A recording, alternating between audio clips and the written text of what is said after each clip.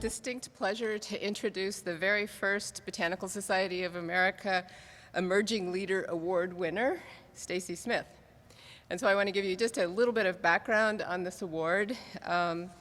The BSA board realized that we were, at least we thought we were doing a pretty good job at recognizing our more senior members with merit awards and so forth, and recognizing our graduate students with travel awards and research awards and best paper awards and so forth.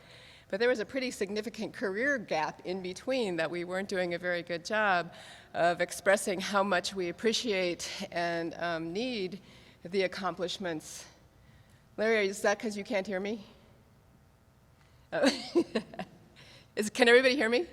Okay, so we were looking for a way to really honor our more junior members of the society and express our appreciation for the incredible things that they do.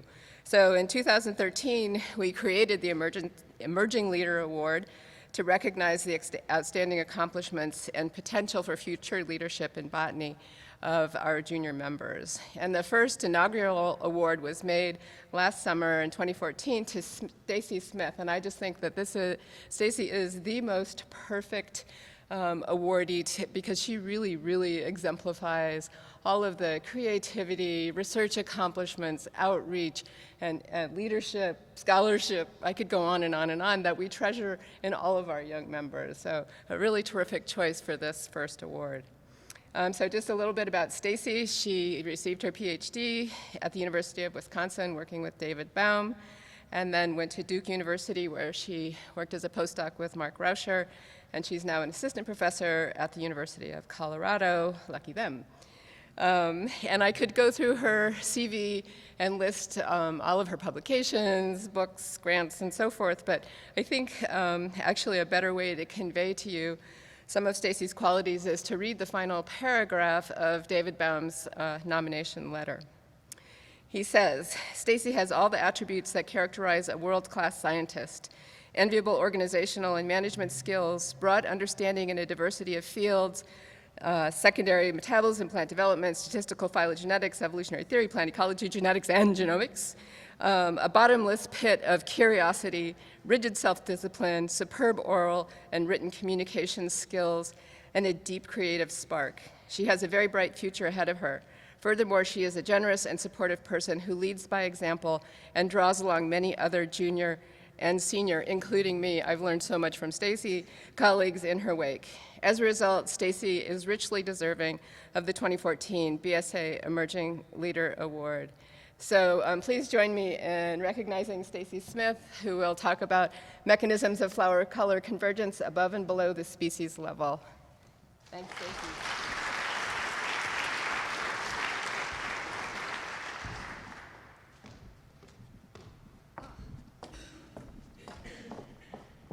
Thank you, Pam. I have to say it's almost hard to start a talk after such a nice introduction. I'm all verklempt, but I'll hold it together.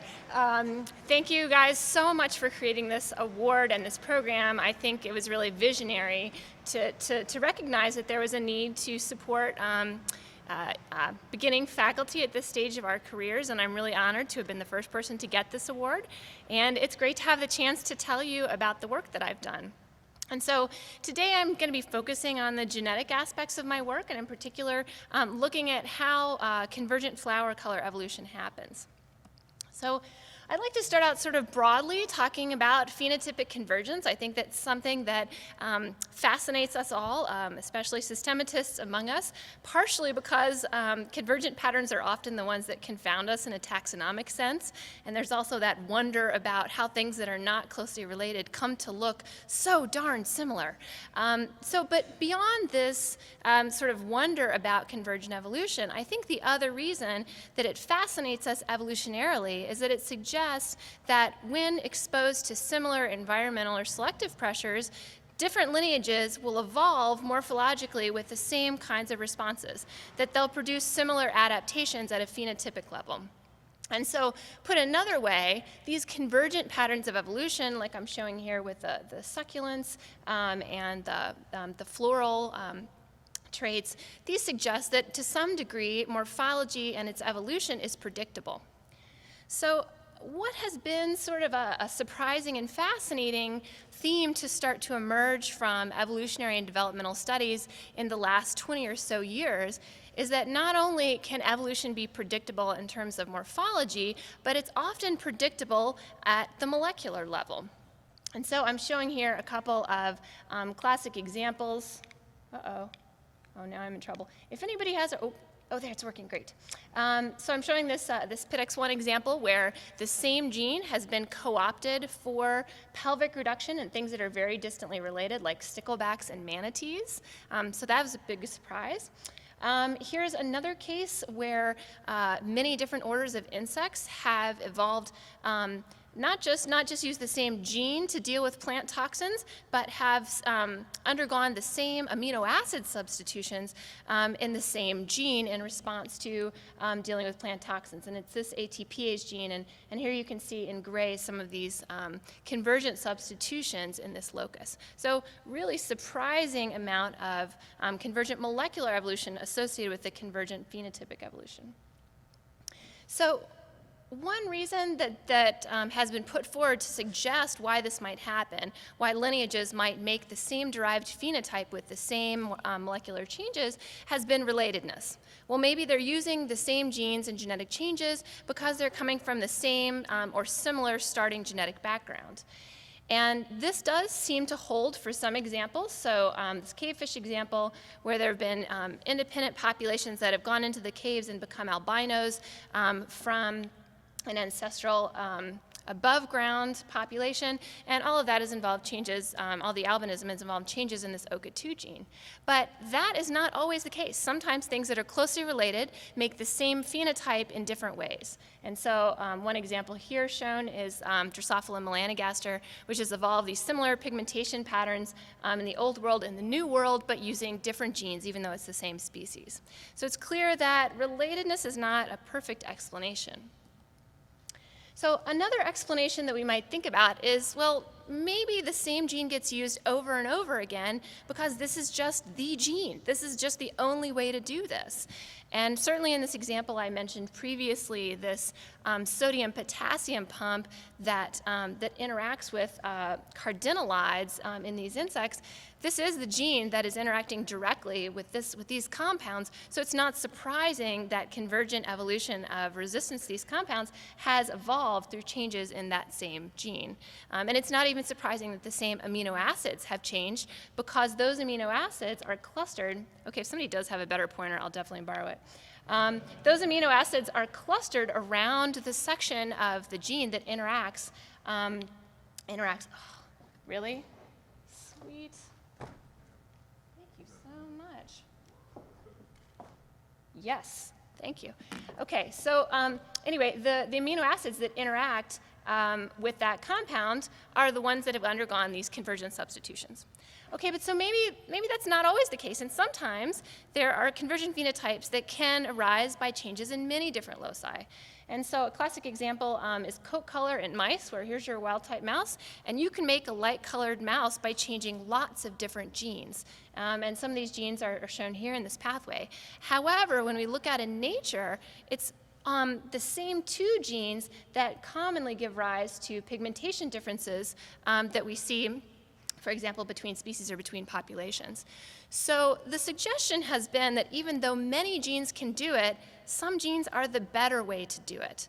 That they're ones that sit in a position in the pathway that, when mutated, results in fewer pleiotropic consequences. And you can see, for example, this gene, when you mutate it, you get a really weird-looking mouse. So that would be a bad way to make a light-colored mouse. Some evolutionary biologists have considered how this would sort of play forward over time. How would this work within a lineage? So we can imagine sort of an array of substitutions that vary in how pleiotropic they are, with some of them having pretty bad consequences if you mutate them, and other ones having fewer, being called minimally pleiotropic. And what they envision is that these different mutations are popping up in the populations, but over time, selection is filtering the mutations, so only the ones that have low pleiotropy are likely to become fixed. And Gonfalon and Prudhomme called this selection funneling. So I think in trees, and I'm interested in trees, so I want to think about how would this play forward over longer evolutionary timescales? How would this work on a phylogenetic scale? So here I've envisioned sort of a simple 4-species phylogeny, in which we have these white mutants that pop up. Here's a white mutant popping up here. Here's a white mutant popping up in this B species. And sometimes these white mutants go to fixation, as they have here in A and C. And so if this selection funneling is happening in this process, what I predict is that only a subset of mutations are going to get fixed in A and C. And to put this another way, I think that A and C, if we look at how they've made white flowers, they will have done it with more similar mutations. That is, there'll be higher molecular convergence at in these mutations that are involved in species-level differences than when we look at populations that show segregating polymorphism. So I'm predicting that even though there are lots of ways to make a white phenotype, that only certain ones are getting fixed at the species level, leading to this higher molecular convergence at macroevolutionary timescales.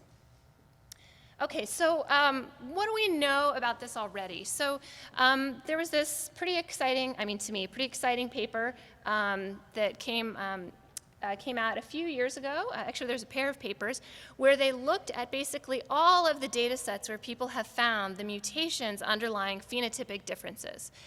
And they asked this question about, is there a difference in the mutations that are involved in species differences versus within species differences? And they observed that more cis-regulatory mutations are fixed to give rise to species differences than below the species level. So there's an indication across many studies that regulatory variation has been important in species differences.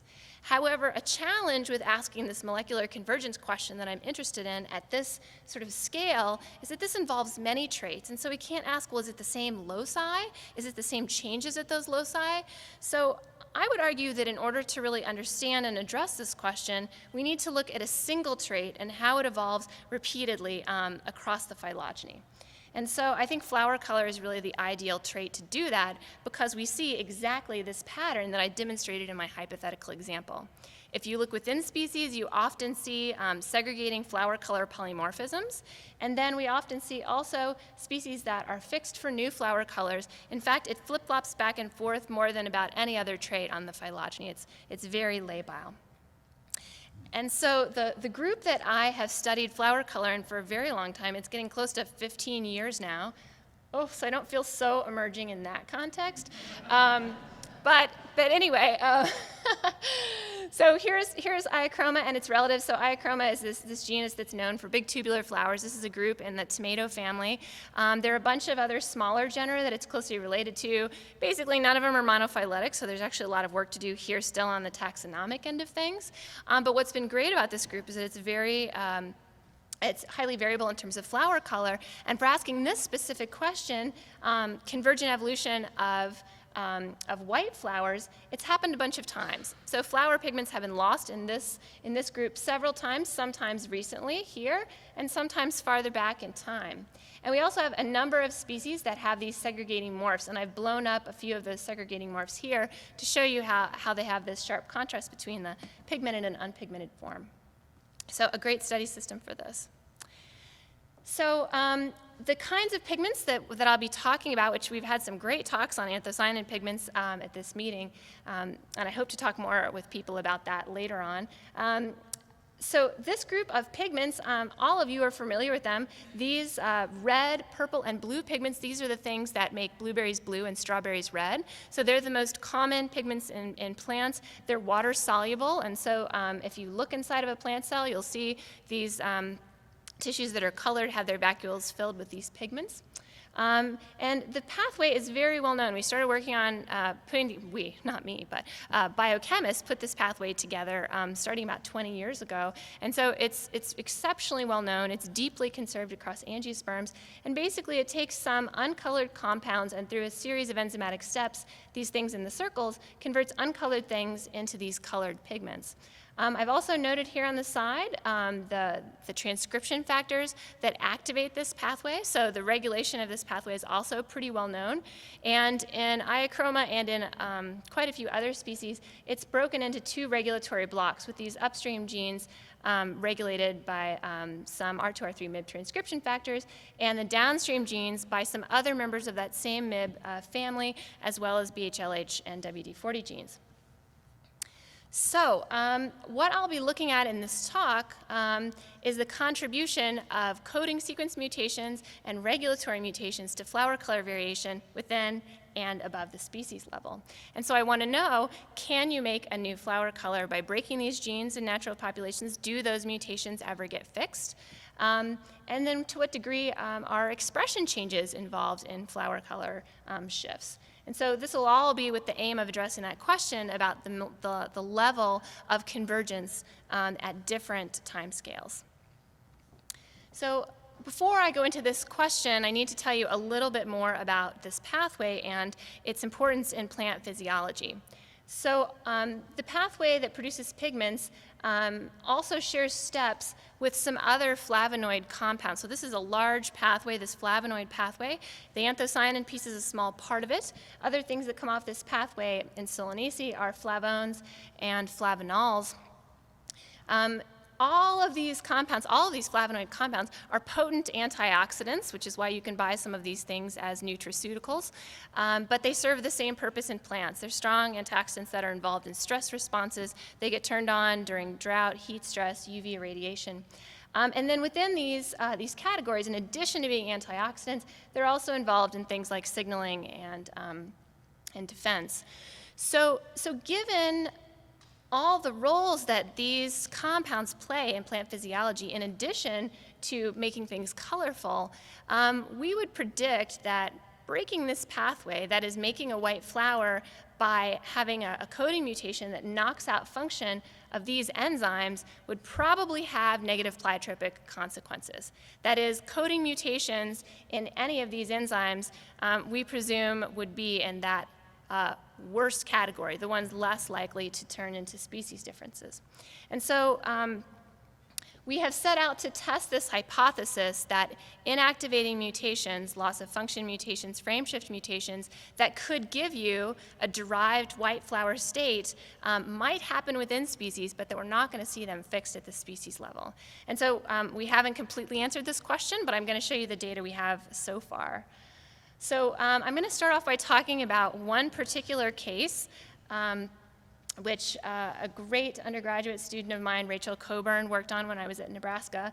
And it's this polymorphism in Iachroma calicinum, which is native to northern Ecuador, and the plant is commonly known as la teta de vaca, which means, I see some laughing, good, which means the cow's teat plant, because back in like the 1800s, a German botanist described how there's these mucilage producing cells inside, so the bud is protected inside of this fleshy calyx with tons of mucilage, and the flowers actually come out kind of sticky, like just born sticky. So it's really a lovely plant, and it has so the teta de vaca is because then kids can pick up the bud and squeeze it and shoot the mucilage at their friends. So that's why cows teat plant, because you can squeeze it and stuff comes out. So anyway, this plant has a rare white morph that I observed once in an herbarium specimen, and I found once in nature. Unfortunately, this one plant is now gone because the tiny village of Chiriboga has somehow undergone a population boom and decided they needed electricity, so now there's a light post right where that plant was.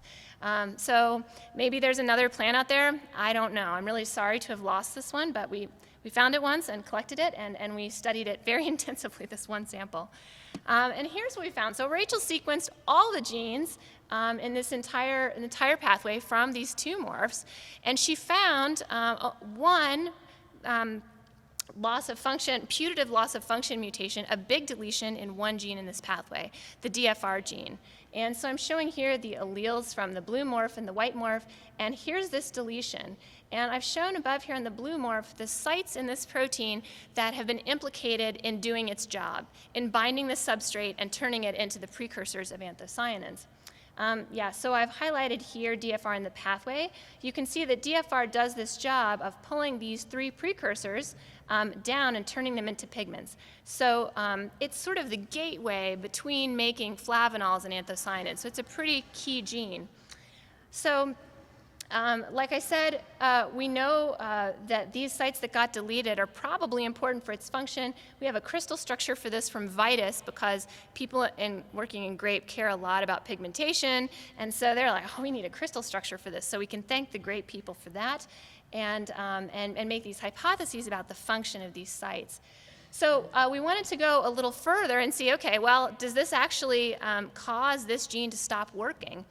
Rachel and I cloned DFR from these 2 morphs, and we expressed them in vitro and mixed them with the pigment precursors that DFR works on. And the pattern's pretty striking. I could show you the quantitative data, but I think visually it's pretty apparent that the DFR from the white morph does not work at all, totally lost function. So nothing, that enzyme is knocked out. Meanwhile, the blue morph copy of this gene works great, and interestingly, it works best on DHM, which is the precursor of blue pigments. So these patterns really support the fact that this DFR mutation is functional and is the cause of that white flower morph. So there's still, okay, so that was one case, and there's lots of these to do, and what's been really exciting about this project is that the more time we spend in the field, the more crazy flower color mutants we find, and I'm just showing a very small sample of them here. And I've come to think that if I could look hard enough, eventually I would find a non-anthocyanin producing morph of basically every species. I think hidden out there somewhere, waiting for me, is some white or yellow morph of every species, and they just happen to be rare. So there's that one Calycinum, there's one individual of parvifolium. Here's this really cool Sriracha punctata one that I found that's not so rare. There's actually a population of it. So there's a lot of work to be done. We've also found new species in the process. So this is a new species that is polymorphic. So this data set keeps growing, and at some point I'm going to have to stop growing it and actually finish the data collection on it. But so it'll be interesting to see what comes out of the rest of these morphs. So let's turn now to the species level. So I told you there have been a bunch of fixed transitions where lineages have lost anthocyanin pigmentation, and I'm showing representatives of them here. Like I said, some are recent and some have lost anthocyanin pigmentation a long time ago. So we can ask, do these lineages show any inactivating mutations? Is the pathway still in them, or is the pathway degrading over time after the loss of anthocyanin pigmentation? So my previous postdoc, Winnie Ho, she looked at this. She sequenced an upstream, sort of a middle stream, and a downstream pathway gene for the vast majority of species, including about half white and half pigmented species, to look and see, are there any obvious loss of function mutations like the one that we saw in DFR? And the short answer is she found none. And if you go and look at the signatures of molecular evolution in these genes, you also find that in the white lineages, as in the pigmented lineages, all of these genes are under purifying selection. So they have DNDS in the range of sort of 0.2 to 0.4. So that is to say that selection appears to be acting to maintain their function. They're not undergoing positive selection, and they don't appear to be evolving neutrally. Although I will note that the DNDS is a little bit higher in the white lineages, so it appears that maybe selection is a little relaxed on those genes, but certainly they don't seem to be degrading. Now, another way to see if those genes are still working is to see if they're still making the products of that pathway. So even though the white flowered lineages are not making pigments anymore, they could still make upstream products. And so my current postdoc, Andrea Berardi, has been looking at that. We're using HPLC to profile the pigments. So here you can see a purple species making those blue delphinidin pigments and making a little bit of flavanols, and Acnistis arborescens, which, by the way, is the only scented thing, this is just for Rob, is the only clade of scented things, and apparently it has limonene. I remember that. So anyway, it's the only scented thing in the group, and it is also making tons of flavanol. So this species looks like those upstream steps of the pathway are working. And if we look at a few more, and again, we don't have data for many of these, it seems like those white lineages, even though they're not making floral pigments, they're still making upstream parts of those pathways. So the 2 first genes that I showed you that are under purifying selection, not only are they under purifying selection, but they're working and producing flavanols in flowers. So collectively, these data support that hypothesis that bad mutations can happen that break these genes, loss of function mutations can evolve, but they don't seem to be fixed at the species level. Whenever we look at white species that are fixed for losses of pigmentation, they still have the whole pathway. I want to mention that, so we showed this one case in iachroma. There are actually only 2 other known cases. I think we have this sense that flower color is so well studied, we know so much about flower color. Not really. So only after all these years of study have we ever found 3 coding sequence mutations in nature, 2 of them in DFR, 1 of them in CHS. So we're still a long way from definitively answering this question. So I want to turn now to talking about expression differences. So in the same way that mutations in this pathway which break the function of any of these genes could knock out anthocyanin pigments, any mutation that would turn down the expression of these genes could also reduce anthocyanin pigmentation. And in the same way that I discussed with the coding sequence mutation, if we were to turn down these upstream genes, we would also probably affect these other important compounds, the flavanols and the flavones. So we predict, in terms of pleiotropic effects, that expression differences, if they're to be involved in flower color evolution at the species level, are likely to target these downstream genes that just affect anthocyanin pigments and don't affect the upstream parts of this pathway. So I also want to remind you that these things could happen in 2 different ways. These expression differences could happen through cis-regulatory mutations. So for example, we could have a change in the DFR promoter that prevents the transcription factor complex from binding. That would cause a loss of expression. Alternately, we could have trans-regulatory mutations, something happening to the transcription factor that causes it not to activate DFR. So both of these are ways to turn off genes.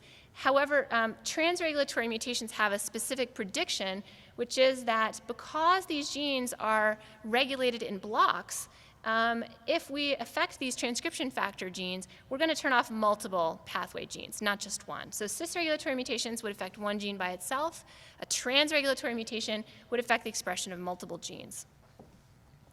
So our hypothesis here, given the structure of the pathway, is that when we see fixed losses of floral pigmentation, they're likely to be due to these expression changes, not coding sequence mutations, expression changes, and they're likely to target those downstream steps of the pathway. And because I've already shown you that coding sequence mutations can give rise to within-species differences, we may not see any expression differences at all when we look at flower color morphs within species. So we have begun to look at these patterns of differential expression across the pathway and across species, and I'm just showing you a few species pairs here. So here I've got 2 blue species, Iachromocyaneum and Sriracha catensis, and 2 species that lack anthocyanin pigmentation. So as you would expect, the anthocyanin-producing genes have the whole pathway on. So both of these blue species have expression of all of the genes in the pathway. And then if we look at these 2 independent losses of anthocyanin pigmentation, we note that they're still expressing those upstream genes, which is consistent with that observation that they're still making upstream compounds. Meanwhile, the downstream anthocyanin-specific steps are strongly downregulated. So specifically, the genes that are turned down are the ones that make precursors of blue pigments, this F3'5' gene, and these two downstream genes, DFR and ANS. So as I mentioned, this could be due to cis-regulatory mutations. Maybe each one of these genes has had a mutation that independently caused its loss of expression. However, a more parsimonious explanation would be that there's been some change in a transacting factor that has caused them to jointly have the loss of expression. So I'd like to now look for a second at the variation within species. Okay, so I've shown you that at this macroevolutionary level, we see repeated loss of downstream gene expression. What do we see within species? So here are 2 species that have polymorphisms. And it's the same setup here. So here's the blue morph of that species. It's expressing all of the genes. And in this case, the white morph, its pattern mimics almost exactly what we observe for the species level transitions, to the point where I was actually worried that I mixed up the I messed up the photos. It looked so close to Denalius solanacea, but if you look close, you'll see the bands are a little bit different. Like I definitely didn't make this up. It's just striking how similar those expression patterns are. Meanwhile, when we look at the polymorphism in Iachroma calycinum, the one where I showed you that DFR mutation's evolved, there's no expression difference between those morphs. So that white morph of calycinum still has all the transacting factors working and all of those anthocyanin genes being turned on. It's just that they're not making pigment because DFR is broken. So this is consistent with what I showed you previously. Okay, so overall then, even though we don't have that much data, it's certainly consistent with this hypothesis that the way to evolve, sort of the preferred evolutionary pathway to make a white flower, is to turn down the downstream anthocyanin in specific parts of the pathway. And this has been observed in other systems, not just ours. Petunia is probably one of the best studied systems. And in Petunia and in Antirrhinum specifically, people have gone further to identify not just which genes are turned down, but which specific mutations have caused that. And pretty strikingly, it's always these R2, R3 transcription factors. So these genes seem to be the stuff of changes in pigmentation, the stuff of evolution when it comes to changes in pigmentation. So why R2, R3s, right? It could have been any one of these transcription factors that could have turned down all of these guys. So why R2, R3s? It's been related to their specialization. So the way these transcription factor complexes work is that you have some pretty generic WD40 and BHLH genes that are low copy number in the genome. They combine with one of a very diverse set of R2, R3 MIBs, and that R3 or R2 MIB gives the specificity of that complex to say which specific targets to bind to. So it's sort of the key that unlocks where this transcription factor complex should be targeted. So you see some examples here. There's specialized MIBs just for turning on trichomes, some just for doing hypocotyl cells, seed coat pigmentation. So MIBs are very specialized. In fact, we just did a survey in the lab of how many MIBs there are in various Solanaceae. It's close to 200 of just the R2, R3 MIBs, just a subset of this family. So it's gigantic. And so that allows for very high specificity of these copies that can just do one little job in one little tissue. So given this background that like everybody else found it was the R2, R3 MIBs, obviously we couldn't help but try and figure out, is that what's going on in our system? So we zoomed in on this one species pair here, Iachroma loxense and Iachroma cyneum, closely related sister species. One reason I chose them is that they're pretty recently diverged, so I'm hoping like not too much else has happened. And I'll be able to pin down the specific mutation. And also that they're quite easily crossable, although side note, Iachroma, many of them are crossable even across generic boundaries, so that's not necessarily a limitation in this group. So I began by doing pretty classical genetic studies, basically crossing these two species and seeing what the progeny looked like.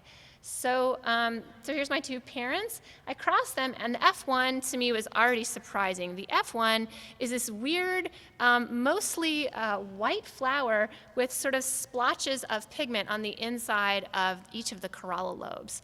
So I expected this flower to be a lot closer to this parent, sort of Mendelian style. I expected that if it was a loss of function mutation, then this white allele should be recessive, and the dominant pigment phenotype should show up. That's not the case. So that suggests that maybe this was going to be a somewhat complicated case. Well, actually not so bad compared to other cases. All right, so I proceeded to do back crosses here. So I back crossed each of the parents. The first thing I want to note is that in these back crosses, I retrieved the parental phenotype. So we got some individuals that look just like Iachroma cyneum. The same is true in the loxense back cross. The other thing that was promising about this is that these two morphs in each of these two phenotypes in each of the back crosses were present in about 1-to-1 ratios. So this is consistent with there being a single gene that is segregating in these back crosses and causing this difference. Okay, so what is this gene? So I decided to go with a transcriptomic approach, which might seem like overkill for a pathway that's so well known, but I'm also exceptionally frightened of MIBs. There are 300 of them, and I could be making PCR primers to test candidate MIBs for the rest of my life. So we took a transcriptomic approach to figuring out what the causative gene was. And so my PhD student, Dan, has helped with this, and we also have a collaborator at K-State.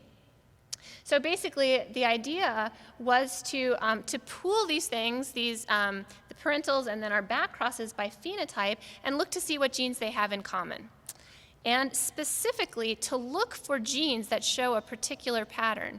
Okay, so we're looking for a gene that obviously has some fixed difference between the two parents, so a blue and a white allele, that in the blue individuals from the back cross has 2 blue parent alleles, so it's homozygous. The same for the white, and then for the F1 is heterozygous. So we're looking for that kind of pattern. And we only found 1 gene with that pattern, which, so there's just 1 gene here that showed all of the blue individuals have the same genotype here. They all have 2, ooh, that's loud. 2 iochromosyneme alleles at this locus. We have an F1 population that's mixed, heterozygous. And then here are the white individuals that have the white allele at this locus. So one thing you may notice, it's not a typo. This does say R3 at the top, not R2, R3. So now I have to spend a second to tell you about R3s. So we didn't know anything about R3s until about 5 years ago. We started discovering sort of this evil cousin of the R2 R3s, that while the R2 R3s are the positive regulators of anthocyanin biosynthesis, the R3s are negative regulators. So they suppress the pathway. And they've only been described from a few species. You can see mostly Arabidopsis, right? So here's all these Arabidopsis copies. And actually they work mostly on trichomes in Arabidopsis. But in Mimulus, Petunia, and in Iochroma, we found copies that act on anthocyanins. And so basically, they downregulate the anthocyanin specific steps of the pathway, much in the way R2, R3s do, but via a different mechanism. So I'm going to spend a second to tell you about this mechanism because I also kind of like molecular natural history, like the story of how genes have new jobs and their roles inside the cell. So I think it's really fascinating what this gene does. So I've told you that there's this complex of 3 transcription factors that stick together and turn on anthocyanin biosynthesis. So they bind to the promoters of these pigmentation genes and they turn them on, and you get pigmented tissue. So when the R3 is expressed, the R3 is just the back half of an R2 R3, and it's the half that binds BHLH. So it still has the BHLH binding job, and it does that very well. But it doesn't have the front half, the R2 half, that says where to go. So this gene is just gobbling up the BHLH and not taking it anywhere. So basically, it is a passive repressor. It's just interrupting this pathway and sort of leaving the R2, R3, and the WD-40 high and dry. So what's cool about having done this with a transcriptomic approach is that now we can go back and ask, well, so are the expression patterns in these pools consistent with this hypothesis? So specifically, if the R3 is acting as this passive repressor, we shouldn't see any change in expression in these other transcription factors between any of the pools, right? Nothing's happened at those guys. They're still on. They're just not doing the job anymore because the R3 is eating up the BHLH. But what we should see is that all of the anthocyanin genes, or at least the ones specific to anthocyanin production, at least some of them should be downregulated. So what I'm showing here are these 3 phenotypic pools, and just to remind you, they're the pools that apparently are fixed for having 2 blue copies of the R3 or 2 white copies or heterozygous. And what we see is that indeed there are anthocyanin genes that are collectively downregulated in the white pool relative to the purple pool. Meanwhile, those transcription factors that normally do the job, nothing's happened. They're just the same across all those pools. So this is consistent with that hypothesis. What else is kind of interesting is that if this change at the R3 that's happened in the white species has happened by its expression going up, then we would expect to see that white individuals have more of this R3 protein being expressed or transcript being expressed than blue pools. And even though it's a slight pattern, that is what you see. there's less R3 expression in blue individuals and more of it in white individuals. So my imaginary scenario is that after the split of Iochroma, Loxensi, and Cyneum, there were some mutations in the cis-regulatory region of this R3 that was already around that allowed it to increase in expression and turn down the anthocyanin expression in the flowers. So this actually is recently found in another system, which is it was pretty exciting, given that we didn't know anything about this gene, and now another group has found it involved in a pair that I'm sure you know about, the Mimulus lewisii and cardinalis species pair that's been classically used for looking at pollinator-mediated selection and speciation. And in this case, lewisii is the low anthocyanin form, and the derived situation is cardinalis. Now, cardinalis has a lot more anthocyanin pigmentation, so it's still a regulatory change at that R3 MIB, but it goes the other way. So that R3 is turned down in the flowers of Mimulus cardinalis, allowing more pigmentation to be expressed. So in Iochroma, like I say, it's the flip situation. We started out with a ancestral state of blue, and we've evolved white by turning up the R3 repressor. So I want to now come back to that big picture about this filtering of mutations at the sort of micro and macroevolutionary level and see sort of where we stand with this. So far, what contributes to segregating flower color polymorphisms within species? I showed you this DFR case in Iochroma, a CHS case in Ipomoea. In other systems, people have also found R2, R3 MIB mutations causing flower color mutations within species, but fixed between species, we've only ever seen changes at two loci. So still this contrast isn't great, but I think it's consistent with the hypothesis that there are particular loci that are targeted and particular ways to make white flowers that are preferred, specifically downregulating just the parts of this pathway that are involved in anthocyanin biosynthesis and not messing with those upstream parts of the pathway. So if we were to go back to that selective funnel, I picture that at some point in time, all of these mutations arise in populations, and that over time, these R3 and R2R3 mutations that affect flower color are the ones that make it through the other side of the funnel and can contribute to species differences.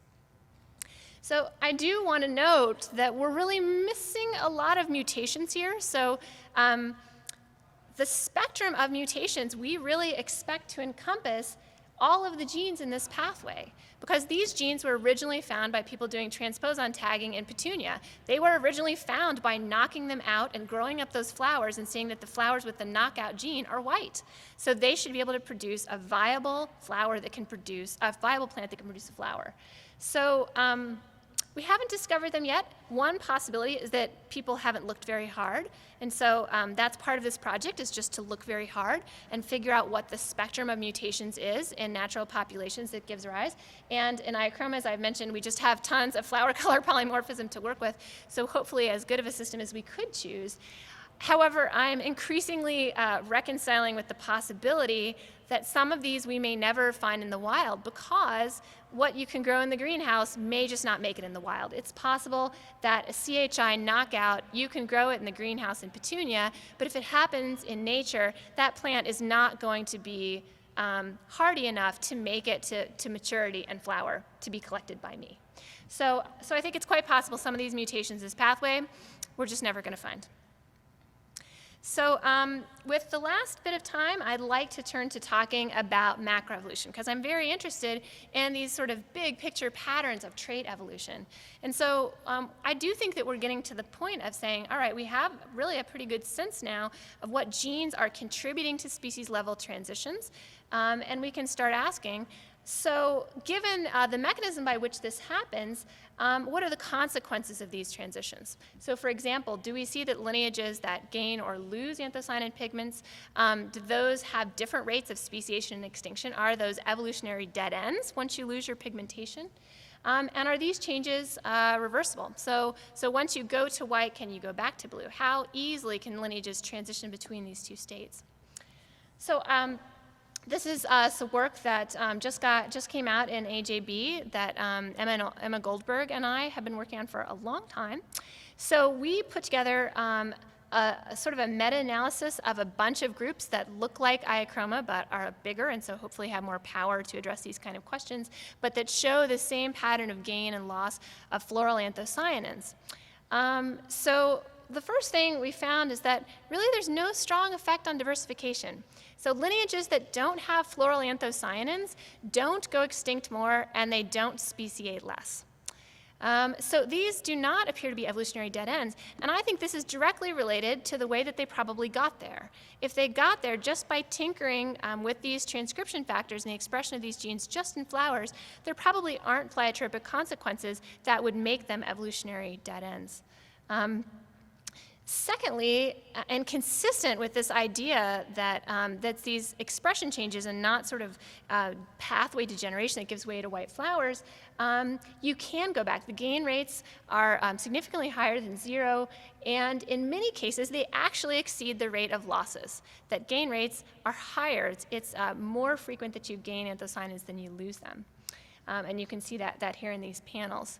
And so given the fact that that these changes are controlled by these class of rapidly evolving transcription factors that are also very specific and have lots of duplications in different groups, kind of allowing lineages to pop back and forth between having floral anthocyanins and not having them without tremendous consequences, I think that leaves these gains and losses to be largely driven by the ecological situation and what selective forces are there. So this pattern may not reflect just developmental constraint or just the way that these changes happen, but the kinds of selection pressures. So if gains are more often favored than losses, then this is exactly the pattern we would expect. So I think that flower color offers us a really tremendous example to start connecting the microevolution of traits to these big macroevolutionary patterns. I mean, we really want to know what drives these patterns whereby lineages can pop back and forth between states? What determines how quickly they can do it? What determines the tempo of phenotypic evolution and its directionality? And a lot of that depends on the genetic architecture of these traits and the way that species transition happen. And so by looking at a trait with so much interest-specific polymorphism and fixed differences, we can start to really hone in on how phenotypic transition happen and to what degree the molecular basis for these transitions affects these very broad-scale patterns, where I'll note this is about 700 species of Solanaceae, and you can see quite a lot of transitions back and forth between having anthocyanins and not having anthocyanins. So I think this is very consistent with this regulatory story for how anthocyanins come and go from flowers. So I'd like to close by thanking people in my lab. I've started people that have specifically worked on this project. They're really good at jumping. I'd like to also thank people who've helped me in the field, some fantastic botanists. Marco Cueva is the person who discovered that new polymorphic species in the south of Peru, and Segundo has been a colleague of mine for a very long time. As a postdoc, this work was funded by the NIH and currently is funded by the NSF. Oh, I also wanted to mention that I am recruiting graduate students at the University of Colorado, so if you know of people who are looking for graduate programs and are interested in studying the macroevolution of floral traits, I would really love to talk with those potential students. I'd also like to take a minute to just mention people that have mentored me. I only have time here to put up actually a small selection of tens, maybe even hundreds of people who've given me bits of advice or taken really substantial amounts of time to help me over the years and shape my research program, shape the way I think about science, and mostly just to encourage me to figure things out and be supportive in that process. So people all the way from my undergrad years, fantastic systematists, plant molecular biologists, people who don't work on plants at all but are just very supportive people, Barbara Pickersgill, who I worked with for my master's, who made me decide, oh yes, it's definitely Solanaceae, definitely. People at Kew, who I also worked with in my master's, and Sandy at the NHM, and then of course my PhD advisor David and my postdoctoral advisor Mark Rauscher. And I think each of us sitting in this room probably has easily as many people that they could think of that have written them letters of recommendation, helped them work through manuscripts, just generally given them support during their careers, and we can't pay these people back. So I think all we can do is try to pay it forward to all the undergraduates that come to us and be supportive and encouraging and think about what we needed as an undergraduate or a beginning person and offer them that same kind of support. So with that, I'll take questions.